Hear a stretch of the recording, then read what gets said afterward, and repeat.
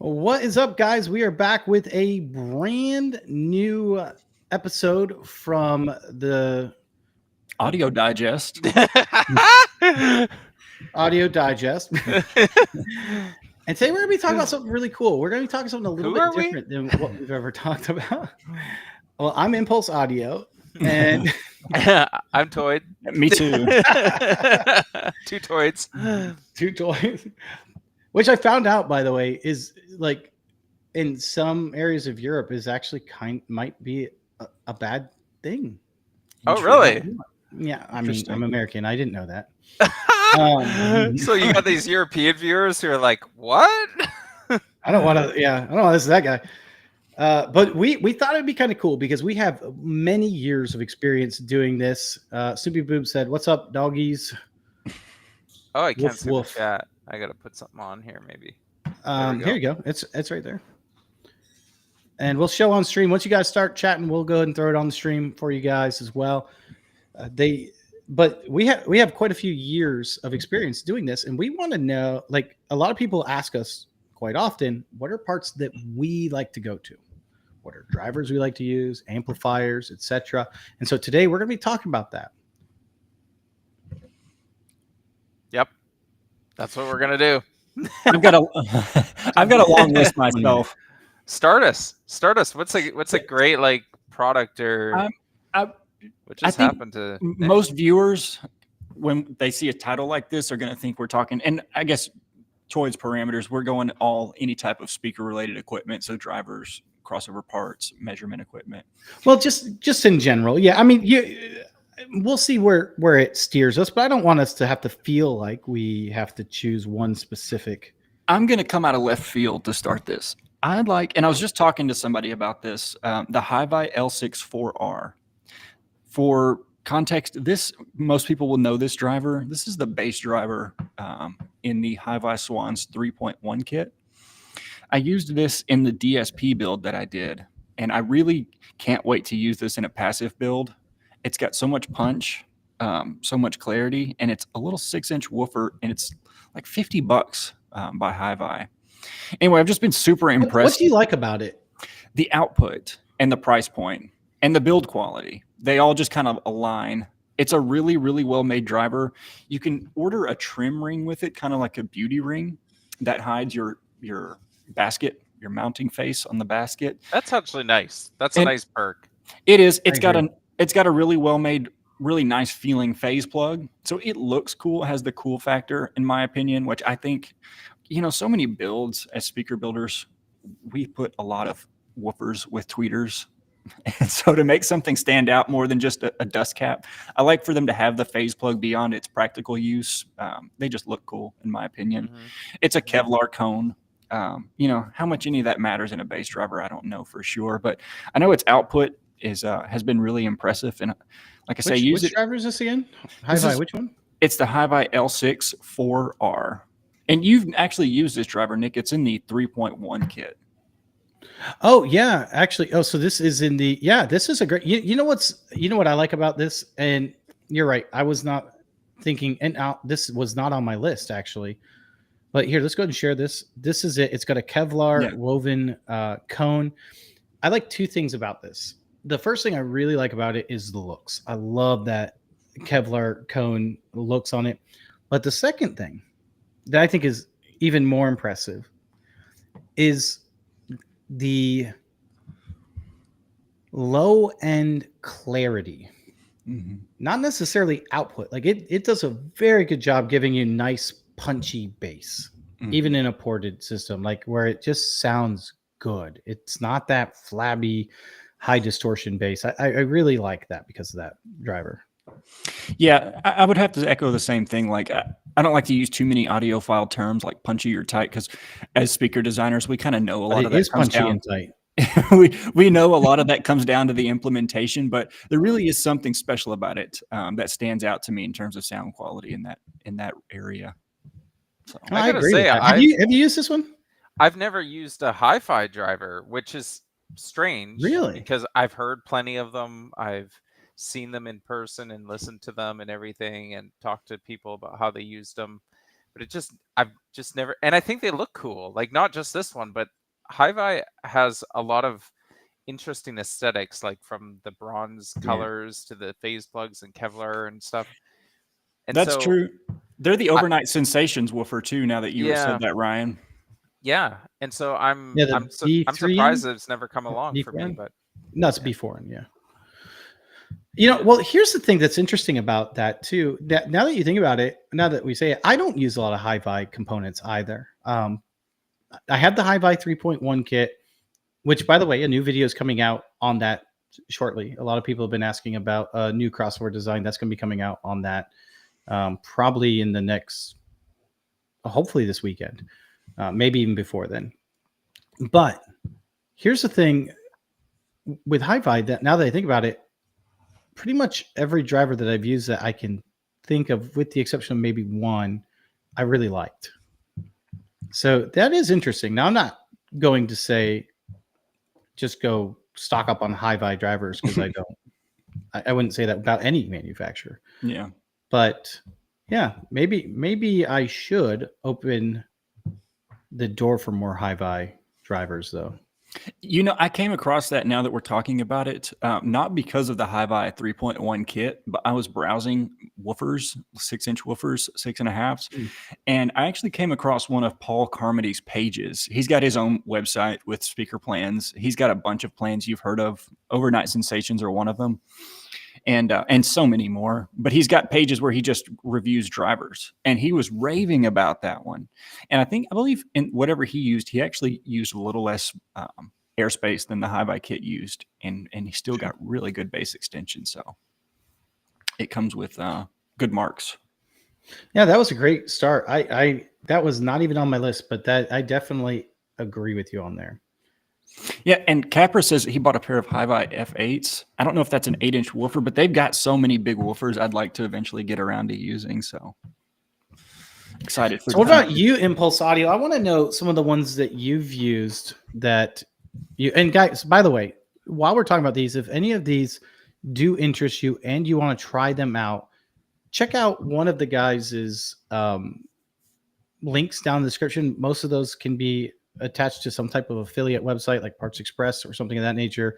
If you click on one of our links, hopefully you can use that to buy, and it tells Parts Express that they sent you there, and it does help them be able to create more content for you, or all of us for that matter. I don't have affiliate links, but yes. So go to Cameron or Nick and click on that, and then buy thousands of dollars worth of stuff, and then they'll magically be millionaires.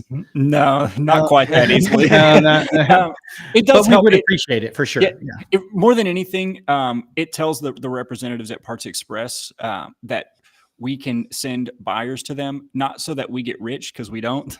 It shows they can send products to us in the future to review. Things like drivers. Yeah. They want to know that our channels, they're willing to send us cool drivers to work with, because they don't just do that for, no reason or just because we ask. And so that's kind of one of the ways that we're able to do that. They don't do it because we ask. No. Okay. So back to what we were going to go on. So we do have those, which I think is a great one. But what about you, Impulse Audio? What's some of the parts that you've used that you're like, man, I really like those? I'll give you some, but first of all, Snoopy Boobs mentioned the Dayton reference subs, and he also mentioned the SB Acoustics 26mm dome tweeters. I agree on both of those, although I've used the 29mm dome tweeters, and I think that's a better way to go, because you get a little more low end grunt. I'm not so particular about the top octave, so that's where I've never used the 26.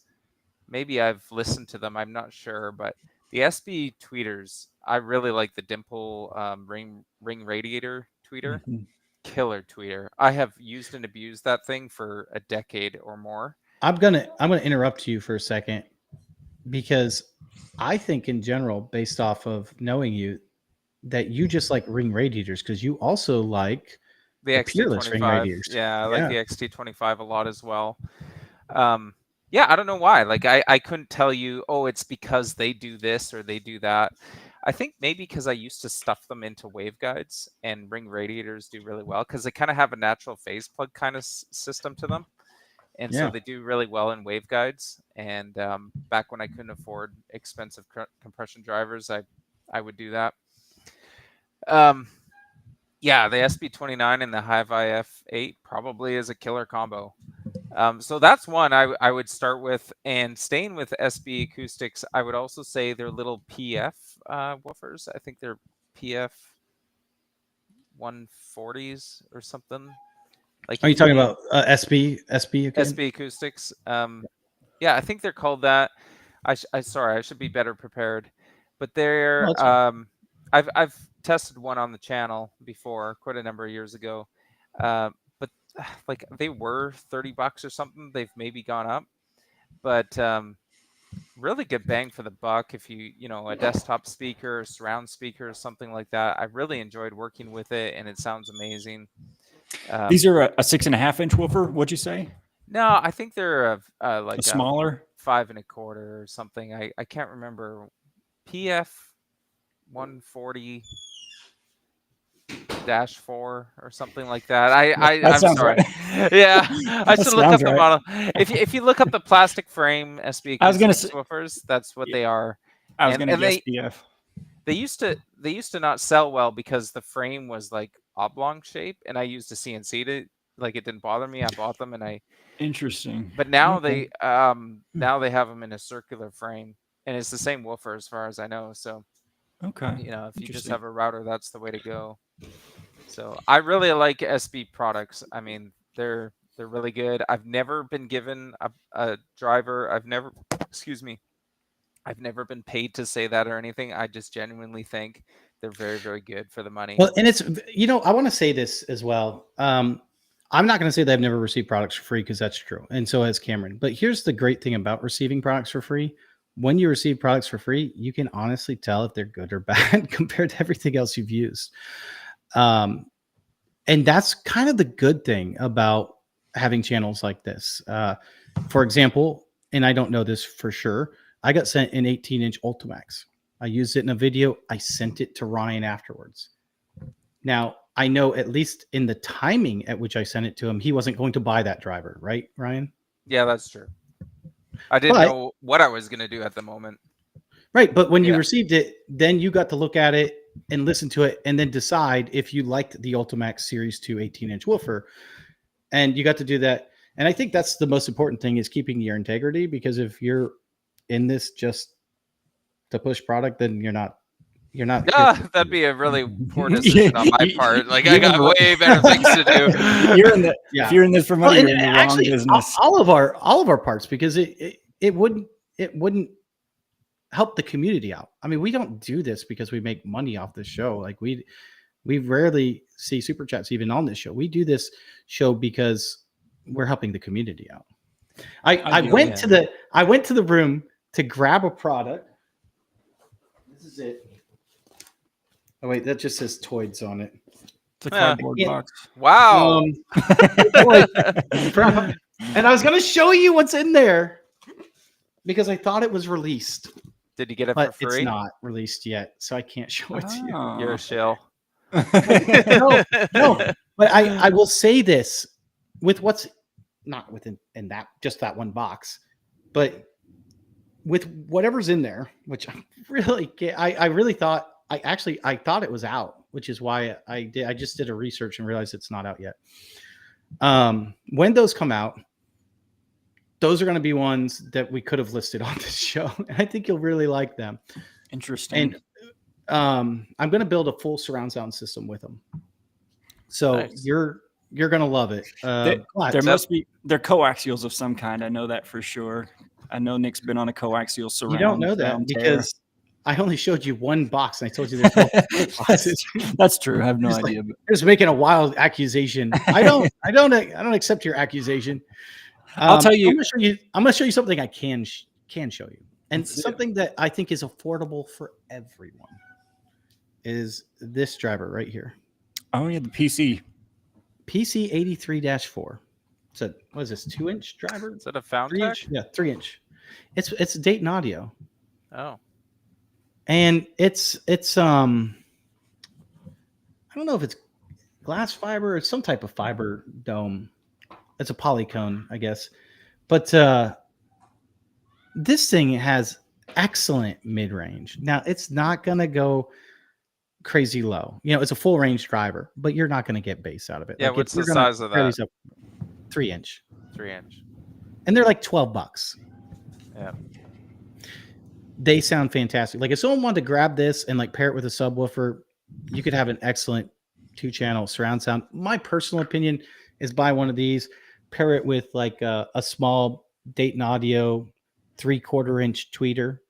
That way you get the really nice, off-axis response, because this can go up real high and play real well, real high. And do a quick little dirty crossover with it, and you got some really nice speakers. I've actually done that before with those, and they're real small. They stay small. Or if you were going to build, and I'm actually going to build one of these for my son. It's probably not going to go on the channel, but Kevin Xavier called me a tease. I wasn't meaning to tease, by the way. Grab that. You still held it up, and I know. I guess technically I did. Yeah, you could pair it with the TCP 115. I would rather pair it with like something like the Dayton Epic or the Tang Band W5 or something like that, because those can get real low. But that's completely up to you. But yeah, I love those drivers.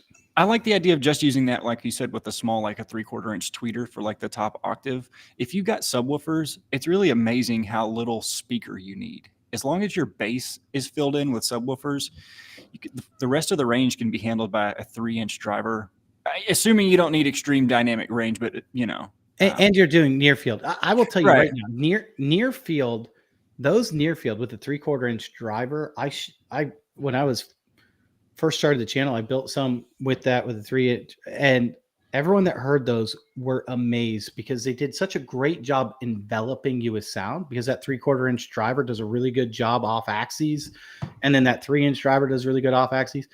It's just, we needed that subwoofer to do it. And at the time, I just bought, I think the 12-inch Dayton Audio sub at the time, it was like $20. Now I think it's like $30 or $35. So it wasn't like I went crazy expensive on the subwoofer either. I kept everything very, very budget friendly, but people were surprised at how good that combination sounded. I should have picked some of those up at the garage sale. I'll eventually. No, actually, you did a good job not. Yeah, I bought 4 of these at the garage sale. This is one of them, $7. I got it for like $6 after all the savings and stuff. But 2 of them that I bought were completely destroyed. Oh, really? That stinks. Really? Yeah, someone had tried to like put it, like I think they tried to put it on like a curved baffle, and they screwed it down and bent the frame like crazy. Hey, throw them away. Snoopy, have you actually used the ZA14? I'm interested in that woofer. I wish Zaf Audio was still active in the community. He was a huge blessing for DIY speaker builders. If you are new to speaker building and you haven't been to his website, it was down, and I went to it recently and it was back up. So go check it out, because like I don't know if the guy just renewed his website fees or something, and I don't know where that guy is. He used to post on PE's website, his forum and everything, or their forum. And he's got tons of information on that website. And then he developed this mid woofer with Matasound, I believe. And it looks really good, but I've never seen it or used it, or really seen it used in any projects either, like from other people. So I'm kind of curious about it.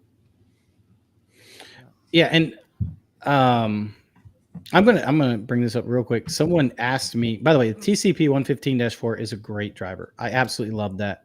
I've used that quite a few times. I just looked. Little mid range. I just looked. It gets low. In 0.15 cubic feet, F3 is 55 hertz. Yeah, I was gonna say about 50 hertz or so anechoically. Like you're doing pretty good with that. Like for little desktop speakers. Yeah, they're pretty good. Some people asked me why they can't find, and they didn't ask me here, but they asked me earlier why they can't find the live stream on my channel anymore. mine are considered unlisted. So I'm going to have a section on my website where you'll be able to see that. So if you want to watch it via my channel, you can. Otherwise, those guys are going to be live all the time. But my live streams, unfortunately, for the way that this is working, has to be unlisted. But I still want to do it. Fair enough.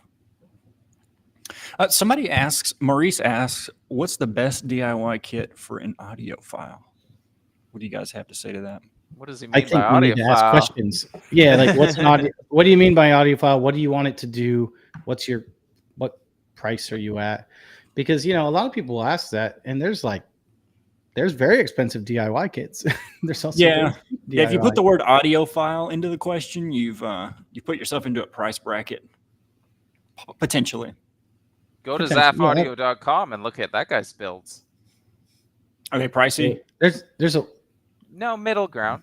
Yeah. I mean, and that's higher. Like Maddie Sound has some good ones. CSS Audio has some good ones. Dayton Audio has some decent ones. Well, you and Nick, you and Cameron have a website with some good plans or something. They're not kits. No, they're not kits. One of the ones that has gotten the most prevalence from me uses one of the drivers I actually wanted to talk about, which is the Epic Hi-Fis. A lot of people have built those and have been very impressed with the sound because it does give you basically the full music spectrum of what you need. And it's a small build still, relatively small build. Still what I would consider desktop. They're definitely not tower speakers or anything of that nature. Yeah, there's a large bookshelf, really small form factor for the base extension that you're getting out of them. Kyle says statement speakers. So statement is the name of a speaker. He says statement speakers used to be the Meta 10 years ago. Meta, I think, means like. Don't even try to go there. Like what that means. Anyway, a friend of mine has built the statements and statement and the statement twos, and they sound really, really good. So. Yeah, they're a little bigger, right? They're quite they're tall. They're tall. They're big speakers. Yeah. I'll share the screen for those so that those that are wondering what they are can see them. Yeah. There's a woofer, 2 mids, and a ribbon tweeter. That's actually like such a meta design, if I can steal that term. Like it's, I mean, woofer, mid, tweeter, woofer, mid, tweeter, mid, woofer. Yeah. WMTMW. Like that's actually got some great advantages. Pretty cool. Yeah. Unfortunately, like that's not an easy question to answer in general. Like, you need a lot more data. That's like asking someone what the best projector they should buy or best speaker they should buy or best amplifier they should buy without any context or subwoofer or whatever. If you give us a price range, we'd be happy to give you in context in general. Yeah. What are you trying to do with it? What size are you looking for? What, we can tell you all kinds of great things and tell you bad things. I gotta give you the right advice. I've got a product you guys might be familiar with. This is a precision measurement device. It's called the OmniMic V2. Never heard of it. It's the It's the OmniMic family of products. I'm using an outdated version. Nick may or may not have a real current OmniMic V4. I do. I thought it was in here, but it's actually out in the other room. I'm not going to make another run. Yeah, that's okay. That's okay. But yeah, I have the OmniMic V2. It's really cool. Yeah. Extremely useful. If you can find one secondhand, the newest edition of the OmniMic is called the OmniMic 40K. And that's a Parts Express product, so it'll be on their website if you're looking for that. But there's been several iterations. I'm using an older version, and even the older version I think holds up really, really well for modern speaker design. Don't you have an OmniMic 2, Ryan? Or no? Yeah, you sent it to me. Nice. No, I thought I did. But I honestly couldn't remember. Yeah. I know that sounds terrible. I just don't remember. But you also sent me one, so I know. You have to keep a list. It's right there. I remember sending you one. I couldn't remember sending Ryan one. I was like, I don't remember if I sent one, Ryan. I remember saying I could, but I don't remember if I did. Yeah, you did. Yeah. Okay. It works great. It's pretty user friendly as far as like speaker design software goes, which for the last 20 years has always been a real hodgepodge, because I mean, it's usually enthusiasts like us who have some coding background and they put these things together, you know, and it's not always the most user friendly. Like I used what's it called? Sound Easy. I used Sound Easy for probably 5 or 6 years. Man, that stuff is that's rough. That's and I would argue as well that I think Rue, at least to start with, can be very rough on a beginner. Yeah, you know what? Rue is almost slicker. Like it's polished, but it's complicated. Yeah, it's polished, but there's so much in it. Just like Sound Easy, like it's loaded, and you really have to know what all the buttons and things are. Otherwise, you'll get lost in that one pretty easily. It's not user friendly. Neither one is what I would consider user friendly, and that's what I like about the OmniMic software. And that's why I always tell people. And it was easier to tell people to buy the OmniMic before the 40K because they got rid of the regular OmniMic. And the OmniMic 1 was still in a reasonable price, right? It was about $200, which is not astronomically crazy. Like a good measurement mic, the UMIC 1 was about 1 to 130, depending on when you bought it and stuff of that nature. So, spending a little bit more, but the difference was the software integration, and you got the access of it automatically giving you the right sweep. So you didn't have to guess, am I doing my distortion sweep? Am I doing the sweep for frequency response? All of these things that you may not know. The OmniMic did that for you. And now the OmniMic 40K is even better because it will now pick out your impulse response for you automatically, meaning that it can tell you where your graph is actually usable from instead of you having to pick that. So it takes a lot of the guesswork, especially for a beginner, out, where the measurements end up becoming poor because they don't know what to select. So the OmniMic is kind of nice in the essence that it gives those, it takes the guesswork out of it for a beginner. I still think it's important. It's great to get them up and running, but I still think it's important for a beginner to understand why it's picking that time, what it means to move it. Definitely. Yeah, because even with those settings, you can get reflections and things in your measurements. And if you don't know what reflections and things like that look like, you don't know you're getting bad measurements. And so, it would help to have a base knowledge of that.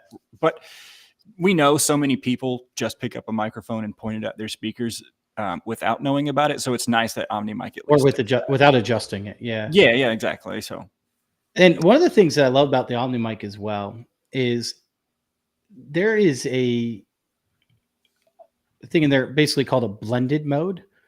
And what it does is it takes the full frequency response as well as the impulse response and that response, and then blends the bottom portion to give you an idea of basically what the bottom end should anechoically look like. And I have tested that both outside and indoors, and it does a really good job. I was surprised and shocked at how good it did. It does do a good job at that. Yeah. Yeah. We used to have to splice our measurements together and stuff, and it was a real pain.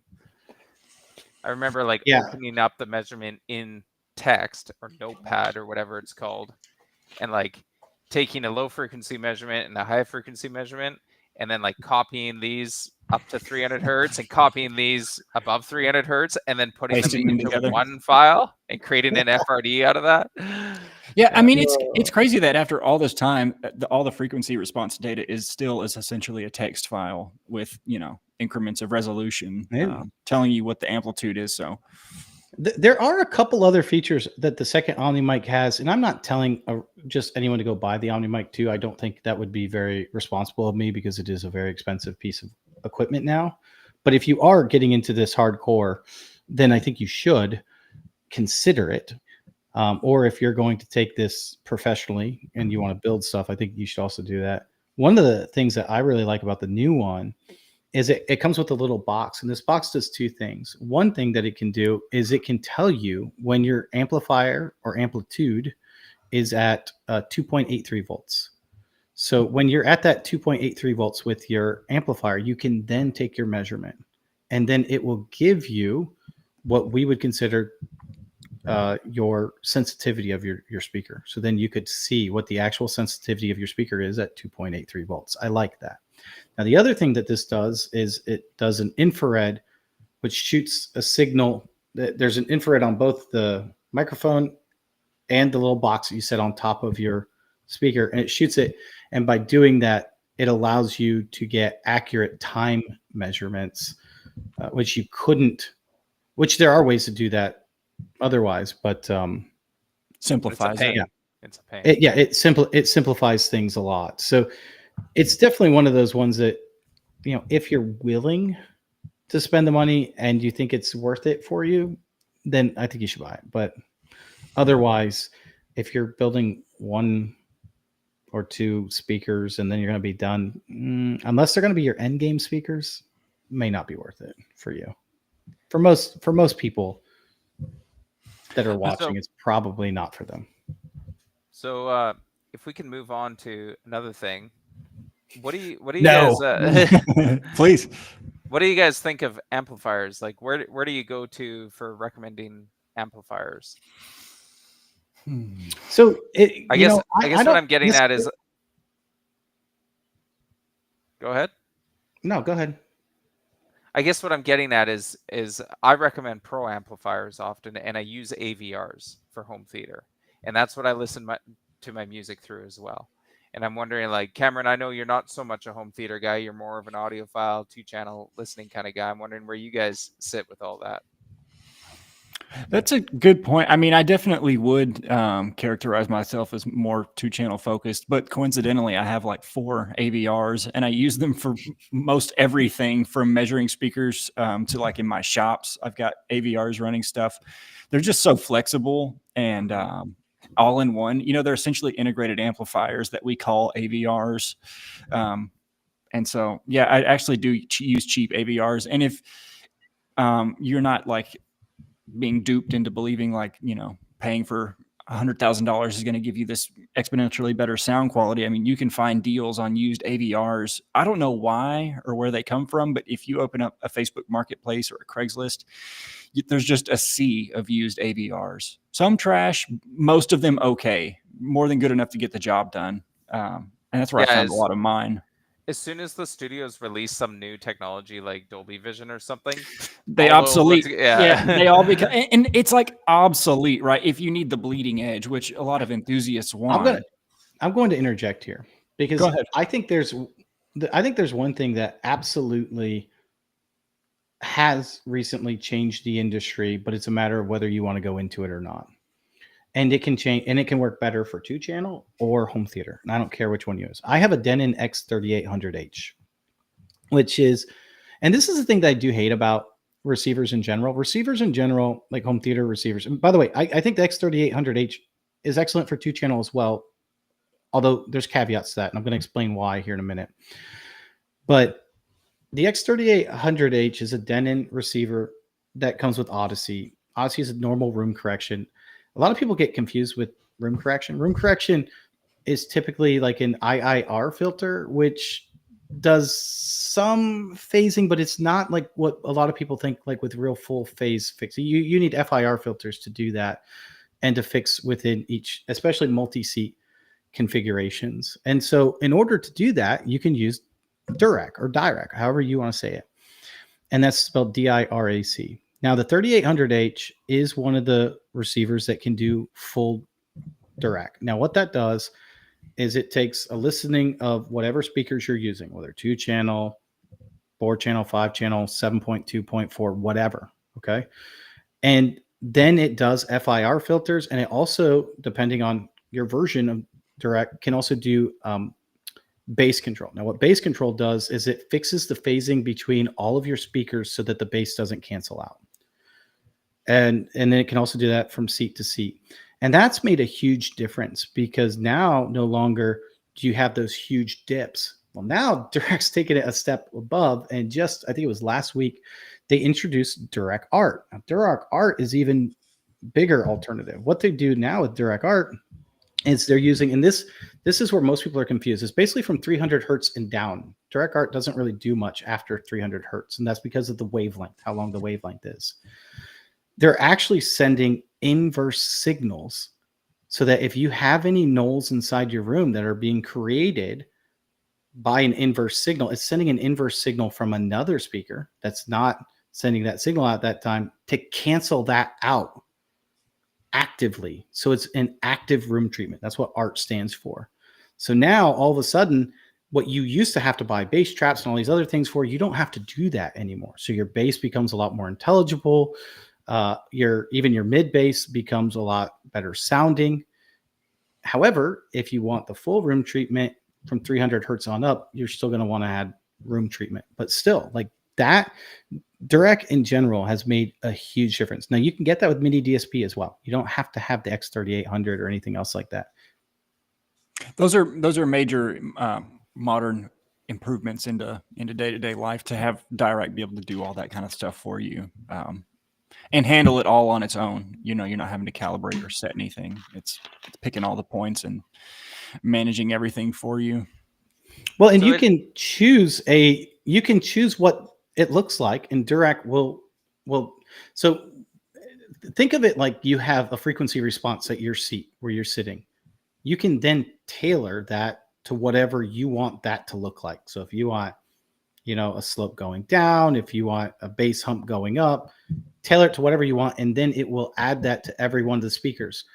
As long as you save that profile, if you want to change it tomorrow, you just go back into the Direct application on your computer, change it, listen to the next song, whatever you want to listen to, it'll change. And on my 3800, I can save up to 3 different profiles. So I like to do 3 at a time and then test them A, B, and C. What do I like about this one? What don't I like? Until I get what I think sounds best in my room. I'm going to have to look into that art thing. What? Yeah, that art is amazing. Like, it's such a smart technology, isn't it? Yeah. Well, that makes sense. I'm just confused. Like, wouldn't that, if it's taking it from one of your speakers, like say one of your LCR speakers, to tame the subwoofers, isn't it using up headroom in your main speakers? That's what I'm trying to figure out how they do that exactly. I wouldn't know. I don't think I understand the question, but you're probably onto something. Say you have a problem at 50 hertz. Okay. Like, yeah, which would most likely be from your subwoofer. Yeah, like you were saying there's a suck out or something like that. Yeah. Or even from a phase relationship, most likely. Even if it was at 200 hertz or something in this speaker. So then it's sending out a signal from another speaker to deal with that. But then that speaker that's trying to deal with this speaker over here, it's sucking up headroom to do that because it has to produce a signal that wasn't intended for that location. If I'm understanding it. But you're not hearing it because it's out of phase with. Yeah, I get that, but the driver has to move. It's something has to produce. I hear what you're saying. Yeah. So I don't have Direct Art yet. It is something I plan to upgrade to because I have all the other Direct up to this. So it is like a $300 upgrade, but it's not like insane. But from every account so far, it's been unbelievable what it's been able to do. I think if I understand correctly, and I might be wrong here, so don't quote me on this, it uses that it tries to pick speakers that aren't being used at the time. Interesting. Oh, that's kind of that's kind of how I first imagined it. But I feel like there will be instances where they're all being utilized at certain points. Oh, sure. It'll have to compromise. Absolutely. But I feel like it can manage that in real time and kind of maybe it's making the best compromise possible at that given moment through software. I'll have to read about it. I mean, there's more to it. It's interesting. Apart from AVRs, if someone were to ask me, like, I'm just getting started and I want good equipment, I'd like send them to a company like Emotiva. They do all kind of home theater and they do all kind of 2-channel. They sell integrateds that are cheap, easy to get into. And it's all still Class AB, excuse me, big toroidal transformers. So you're still getting like old school high power numbers. They don't mind low impedances, and they just deliver. So that's kind of where I'd tell somebody to start. Yeah, those kinds of amplifier companies are good. I gravitate to the. Go. We got some delay today. I tend to gravitate to the pro audio stuff because you get a lot of watts per dollar, but it is a little more finicky. Like you can get hum, you get fan noise. You know, they can be problematic, especially to a beginner. But if you're willing to put up with that, they're great value. So 2 things to clarify. One, it's 150 hertz and below, not 300. I thought it was 300, so I apologize. It does say that it actively creates an ideal sound field by coordinating all available speakers to control resonances and decay times. Art offers more advanced control over spatial variation than the normal bass control. And then this is, I think, what you said. 150, something that might be impractical. It's talking about passive treatment. Something that might be impractical or extremely costly to achieve with passive acoustic treatment alone, although a combination might. And it's saying that being able to do this actively is actually, something that you can do now. Unfortunately, it doesn't go into great detail. This was written for just like a normal layman. You could go into more. But the cool thing about Durac as well is if you have multiple subwoofers, those subwoofers interact with each other. And bass control is designed to allow you to hook up multiple subwoofers, and it adjusts the delay and phasing between each and every one of them inside that scenario as well. So there's multiple subwoofer outputs on the AVR to control each one? Like Correct. More than 2? I think it's 4. Oh, wow. Yeah, that'd be sick. Yeah, I love pro amplifiers too. If I remember correctly, it's 4. I love pro amplifiers too, but I'm always afraid if recommending them. They are a ton of cheap power, but I'm always afraid somebody's going to get one with like a hum. 4 subwoofer outputs. Yep. Yeah, I haven't looked at the back in a while. I agree, Cameron. Nick is not picking up on us very well, but I think you're right. Like if someone's willing to fiddle with them and use like RCA to XLR connectors and things like that, then they're good value. But they look like crap for most people's living room. They do, and they have hum and fan noise. That might need control. That's true. You mentioned that, and I have one back there. I never pull my stuff out, so I forget it's back there. But I have an RCA to XLR where it steps up the voltage, because you need a higher. The Pro Sound is looking for a higher voltage from the XLR cables. You can put an RCA cable into the back of most of them, but they want that higher voltage, so you need a larger signal. You need a separate amplifier box for that signal. Mine's called. Talking about Pro Are you talking about the Art Clean? Yeah, my Art Clean box or something like that. Yeah, something. I usually just go straight in and just crank up the gain. You can, you can do that too. Yeah. The basic premise is a lot of, and that's one of the reasons why I use the Crown amplifiers, because the Crown amplifiers only need like 1.6 volts to give you the full output. Mm-hmm. But some of the other amplifiers, they need that 3 volts or whatever more that your home theater amplifier is not going to give you. Yeah. I believe on that's Crowns when you need that Art Clean box. I think on Crowns you can actually change in the menus settings on some of the models the input sensitivity from like whatever at 1.7 to whatever up 4 something. I've got a product that is far less sophisticated than digital room treatment or clean boxes. This is called a drill guide. It's a piece of metal that you put your drill bit into. And if you are like me, you think you're the slickest in the world, and that if you put a drill down, it's going to be straight. And then when you put your router and your circle jig over it, you find you've cut an oval and that you didn't drill a straight hole. So that tiny little angle matters when you're going to cut out a circle, whatever you're doing. I've found in the last couple of years that using a drill guide block Comes in a bunch of different sizes for whatever drill bit you're using. You press down on it, and when you stick your drill, it makes sure you're drilling perfectly perpendicular to whatever stock you're working with. And I didn't use one for a while, and since doing it, it's made my life so much easier. So if you're having if you're cutting a lot of ovals, that's your problem. Guys, there's a much simpler solution. I like what you're doing, Cameron, but there's a much simpler solution. Just go buy a CNC. Oh, yeah. I can't argue with that. No, so we were talking about amplifiers. I do want to go back to one other thing that I did not get to talk to. I do DIY amplifiers. Me and Cameron both built a DIY amplifier by HypeX. Oh yeah, really great product. If you don't want to build one, and some people say it's not building because it's basically assembly, but that's how HypeX makes their modules. They make their modules so that and they didn't make it for consumers. They made it for businesses, so businesses can just buy the modules and easily assemble them together. But they're very good. So HypeX is really good, and so is Purify. And there is a company that sells 6, 7, 5-channel, 2-channel for very, very inexpensive, and the ones that you can't get your hands on, and that's called Buckeye Amplifiers.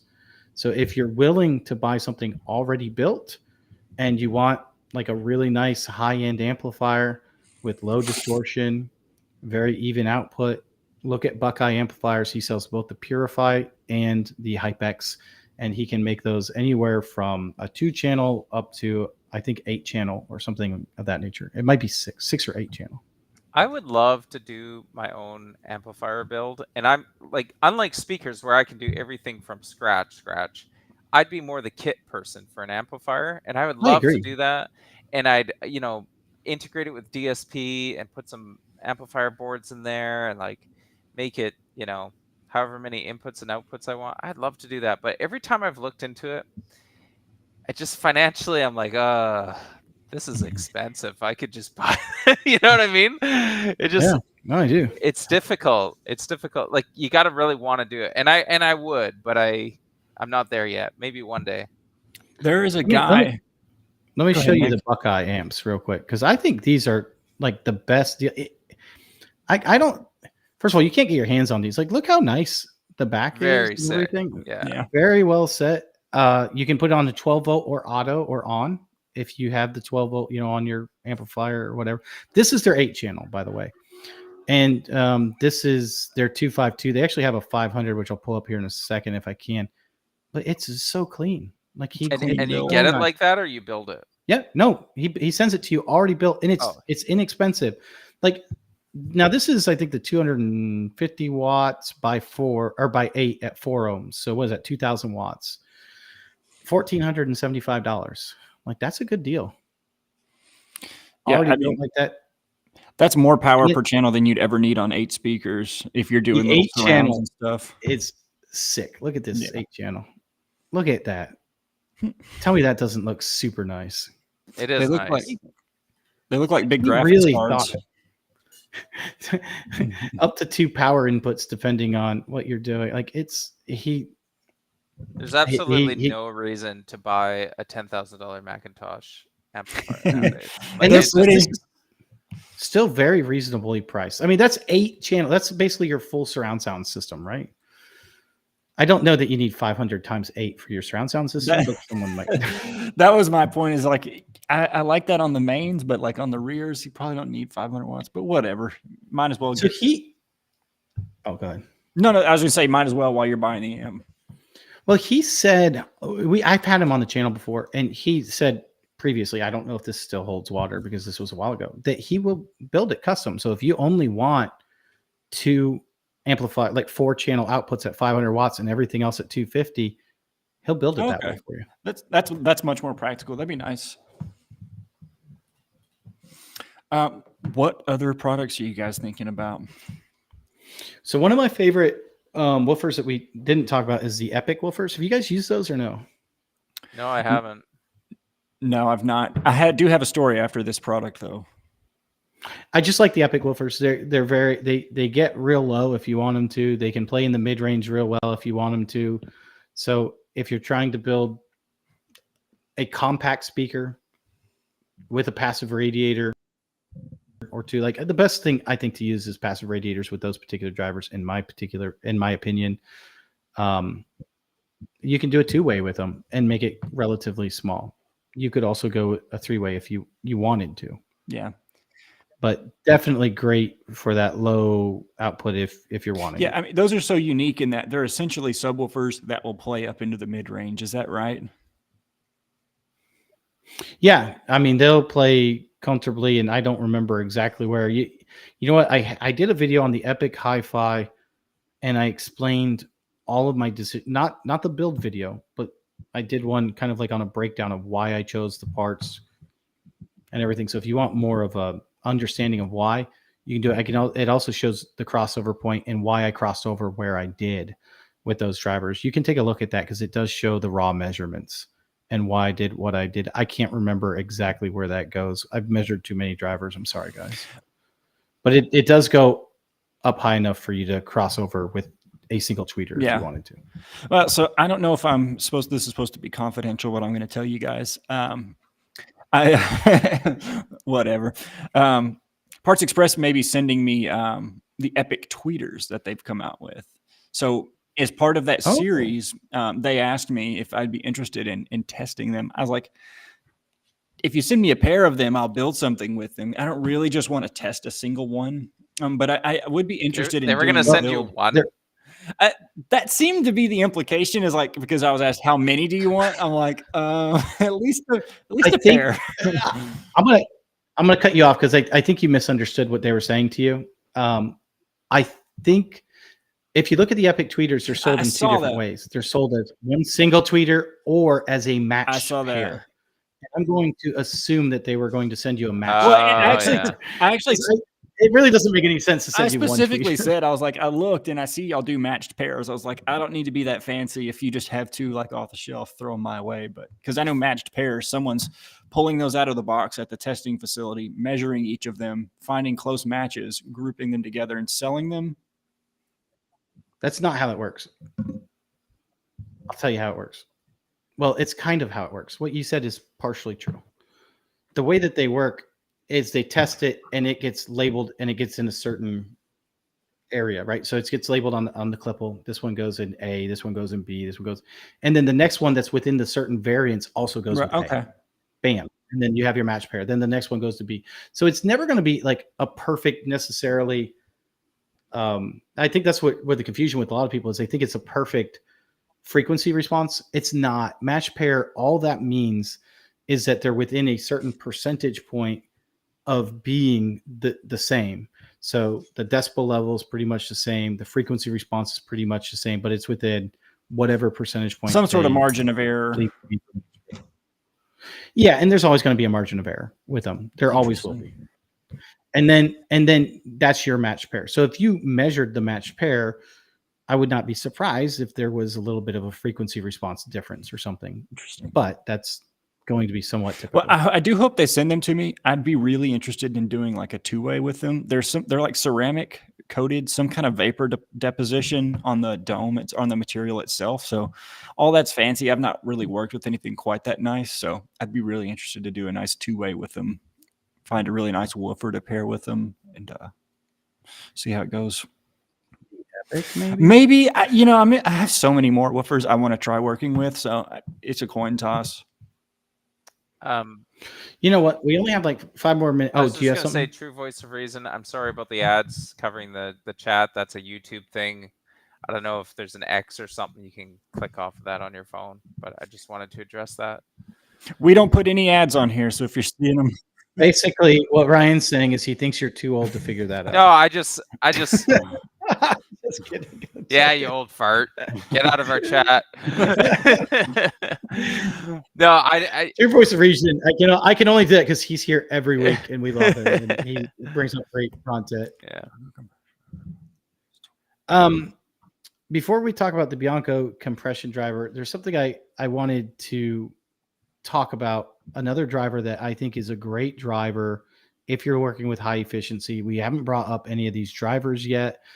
And I think we should, because it wouldn't be a podcast if we didn't talk about high efficiency drivers. Well, I think in general, this is probably one of the best value, high efficiency drivers I've come with, especially if you're trying to build a home theater or even a 2-channel listening. As long as you're going to be using a subwoofer, it's the Celestion TF1020s. They're $80 per $85 a piece.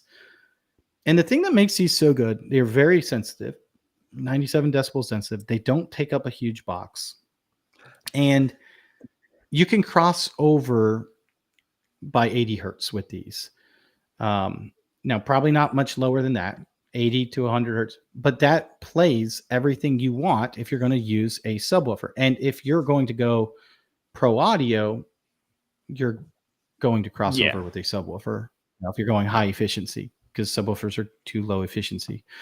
So for me, this is a great driver. I use these in the Cinema 10s. I would absolutely use these in another thing because they don't take up any box space.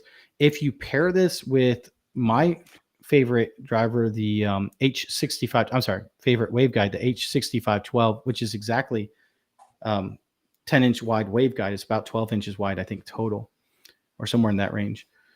And you pair it with this woofer, it gives you an extremely impressive wide off axis response. If you like that large wide off axis response, obviously some of that depends on your crossover, but very, very good driver for that price. I would highly recommend anyone to do that if they were looking for an inexpensive PA driver. I nearly used that 12-inch variant of that driver when Celestion asked me to choose parts for the H2Ws that I did.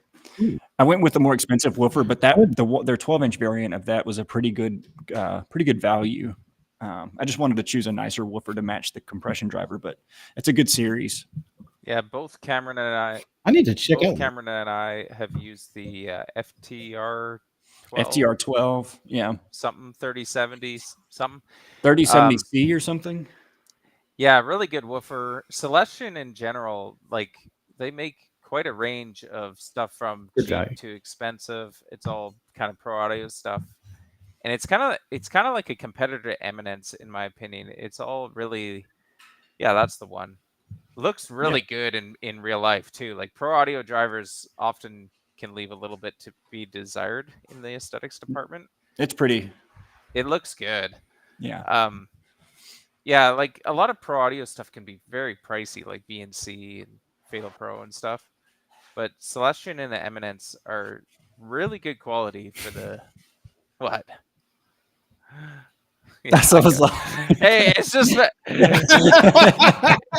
Mine's got that dust bowl filter on his camera. It's just my laptop cam. Yeah, it's not high tech here, and I don't have much light in this room. Sorry. We don't discriminate. Oh, there went a tumble. And I think my mic is the worst. My camera is the worst. I'm gonna get kicked off of this podcast. No, Ryan has our full support. He shan't be insulted anymore. No, I think Celestion in general is a really good driver.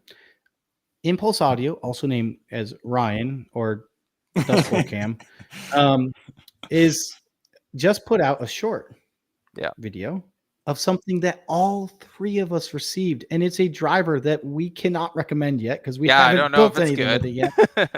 Almost, but it's something we're all very excited about. Yeah, we all got in a Celestion 24-inch house shaking, foundation breaking subwoofer.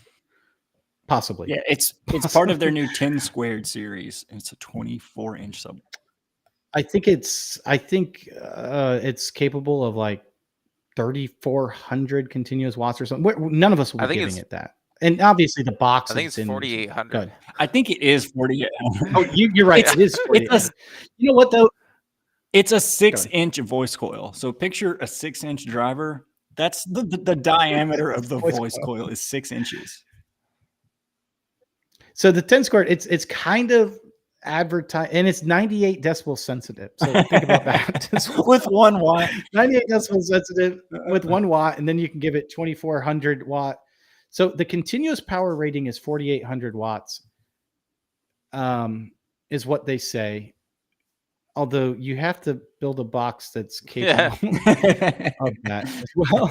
Like, there's a lot that's going on with that. But yeah, 98 decibels sensitive. I'll share the screen with you. We all three have one. I have not opened mine yet. I'll be honest with you. So this is it. If you want to see it, Ryan did open his and he showed it off. It's exciting. You can get it in 4 or 8 ohm. Mine, they sent me dual 8 ohm so I could go down to 4. What did they send you guys? Oh, is it dual? Mine's no, I'm just kidding. They sent me 4. Just mine's a 4 ohm. It's a single voice coil. Most pro audio stuff is. Yeah. No, I was saying they sent me 2. Oh, is that what you're I don't believe that. Sure. I've got my I've just about got my enclosure settled, but I have yet to open the box. It's going to be an exciting thing to do, just to take that first look at it, and I want to be sure I'm mentally ready to do that. I love that they include things like the BL symmetry and stuff. Like, that's cool. Like, no one really does that in pro audio. They do it for all of their stuff. And if you look, there's notes down at the bottom where they give you specifics on how they measured stuff, why they did it that way, or like what the equivalencies are and stuff. They're really thorough. Yeah. This is funny. So let's tell you what the X Max on this thing is, because this is crazy. Okay, so it's a glass fiber well, it's not crazy. I cannot remember what it is. It's like 18.75 millimeters. Well, I think that's pretty. No, I'm sorry. No. Wait, let me back this up for a minute. You're right. X Max, you're right, is not that crazy. X Max, which is when the gets damaged, yes, is almost 3 inches. So if you're doing this like car audio, God, like to get like crazy SPL. I was gonna say it in my short, but short's got to be short, and I'll get into it in the video. But this driver, it's rated at 18.5. But here's the thing: like, it's clip-hole measured. It's got a mechanical limit of 3 inches, and anyone could build a subwoofer, put it online for sale, and say it's got 80 millimeters of X Max or what. They can say whatever they want, but what this tells me is this driver seems like a serious piece of work here that will linearly go 18.5 millimeters in each direction. And that matters a lot for good sounding bass. So I'll see if that's what happens.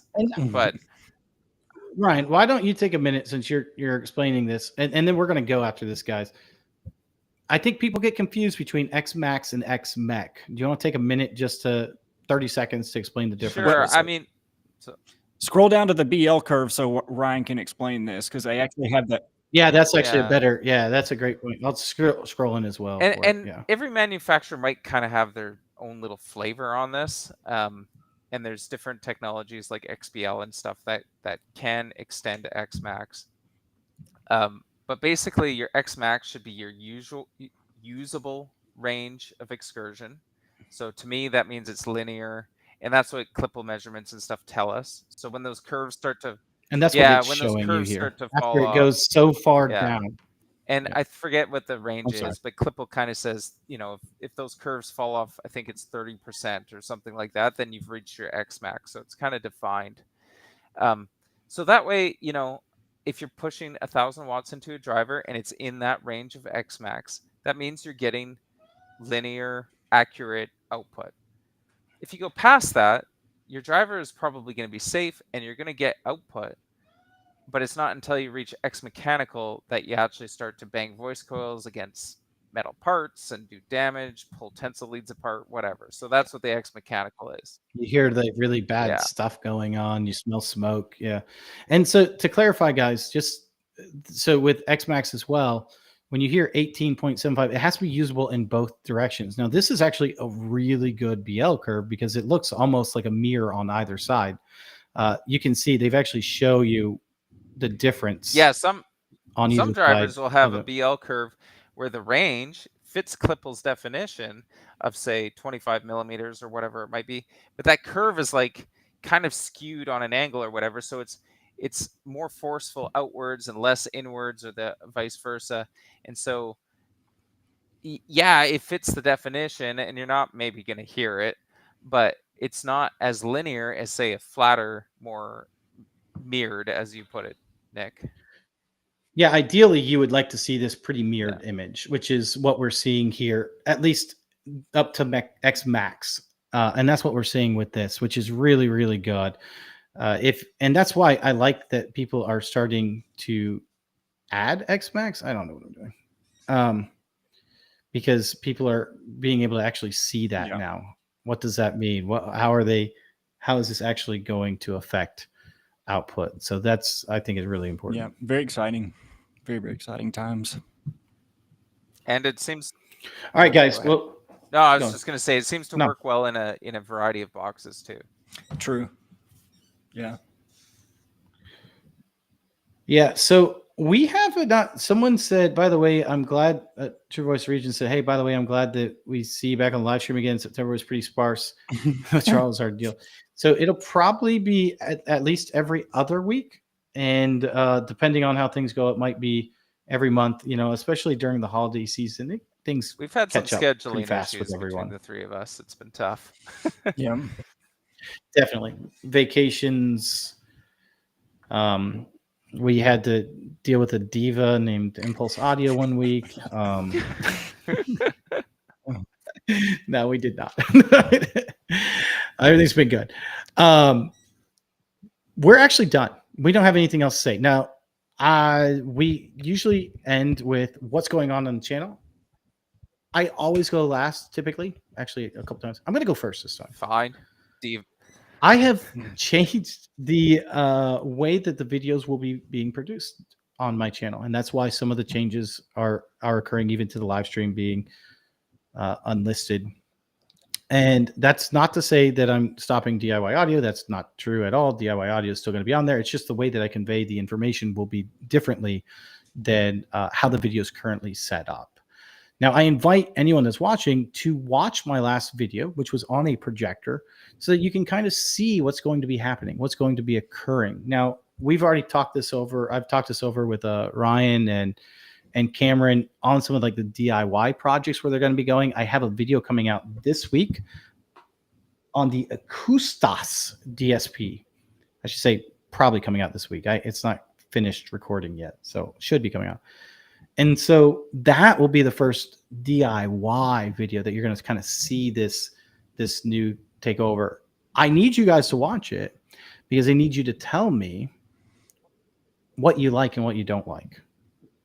How do you like the direction going? And would there be any changes that you think would make it even better? That would be like my call for you guys. Please watch it. Tell me what you think. And as I get better at this, I'll have more videos coming out, but right now it's going to be a little bit slower getting videos out as I adapt and learn from you. Cool. We're excited. I was being honest. Ryan, sorry. Ryan, what about you? Oh, okay. I thought you were going to go. Me, well, I'm going to be gone next week. So there's that. I've been helping my son put a subwoofer in his car. Man, bring me back like a long time. Scratching on the back of your hands from reaching under seats. Yeah, I've been teaching him how to change oil and how to run power cables and stuff for amplifiers and things like that. He's at that age. He's 17. He's really into it.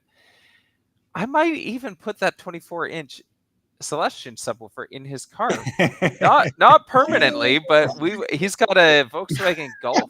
Oh, that's perfect. Let's see it. Would that not be crazy? I want you to know, like, if you put that in there, like, all the bolts are gonna fall out of that car. I showed him a video of someone cracking a windshield, and he said, "Do you think that driver could do that to my car?" And I said, "Well, if it did, would you be upset?" And he goes, "No, I'd be the coolest kid in high school."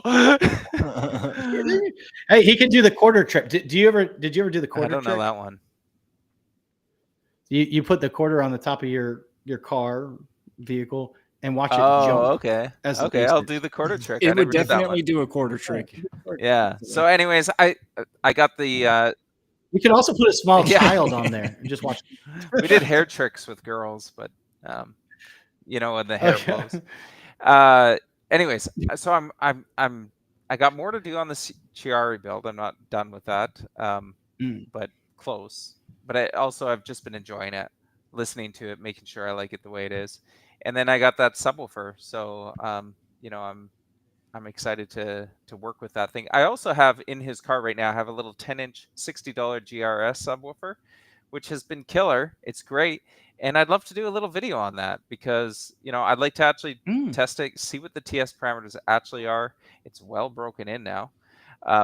Is that the HE? Yeah, I think so. It's like the more basic one. Yeah. And I'd like to see, you know, if someone bought 4 or 6 or 8 of those things and put them in a home theater, would they actually kind of be good value because they're so cheap, and I believe in the multi-sub method, so maybe it's a good way to go. I also believe in 24-inch subwoofers. So. I think the cheap. I think he also believes in multi-subs. So Cameron, he wants. I honestly really like the idea, especially that it's you, Ryan, testing it. The multi-sub cheap subwoofers. I mean, I'm excited to see how you like that. Yeah, so that's something I would do. Yeah, I think a lot of people would do that. Not everybody can buy $1,000 24-inch subwoofer. So. True. Which is kind of funny because that's actually been what I've been considering doing my video on the 24-inch around, instead of it just doing a build video, putting it versus X amount of 12-inch subwoofers. Yeah. I mean, it's and then a value the proposition, output, right? If you buy 4 12-inch subwoofers at $250 a pop, you might not do as well as a single 24. That 24 has a lot of surface area. Yeah. So those 3 things are being batted around. When I get back from my trip, I'll tackle one of those. Very cool. For myself, I don't want to make any promises, but the next video you guys might see may be that 24-inch subwoofer. We'll see. My listening room from my early videos is almost refinished. A couple weeks and that'll be ready to go, and that may be the first video that I film in there. I'm just about wrapped up with the crossover on my Chiari build off. I've not ordered the parts yet, so when I say wrapped up, I don't mean with the speaker as a whole, but that video may be coming out soon. I might do like an update and kind of behind the scenes video on that. And then I guess lastly, only kind of channel announcement. I went back and looked at my Bianco build and my Celestian build, and there were like 100 comments asking me where the plans are and where can I find the plans, and the links aren't working. So my speaker plan website is almost done. I sent in the final changes to them today. And so that'll be up sometime soon. So if you've been looking for that, if you asked and I didn't respond for months, I'm sorry. I just looked. So I'll repost that there when that's ready. But that's about all I got. Awesome. And what I think is interesting is Celestion reached out to all 3 of us separately, not all together. And I know my design is different than Cameron's design. Yeah. I have no idea what he's doing. I'm doing a 2,000-liter folded horn. Really? No. I should. I was sitting there trying to convert liters. I knew that was a lie right away. I was like, he's not doing it. You know what? I will be honest.